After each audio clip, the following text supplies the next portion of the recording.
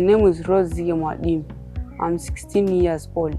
I live in Taita Taveta, Voi Taita County in Mwadime'S village. In our family, we are 11 children, 2 boys, 9 girls.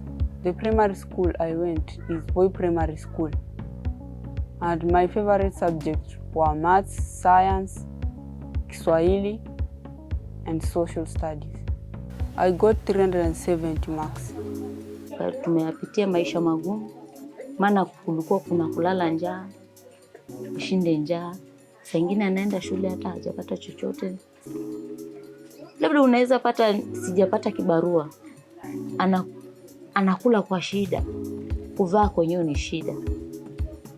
Hasa unapata hata shuleni kwenyewe alikuwa anang'ang'ana sana. I had my neighbor telling me that there is some form, Elimu Scholarship, and my sister took the form.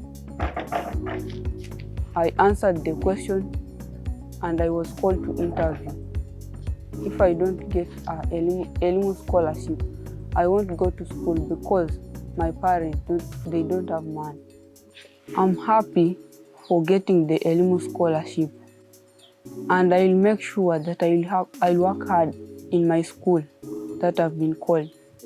I've got admission letter of school from Nairobi. It is called Parklands Arya Girls High School Girls. I want to be a doctor, especially neurosurgeon.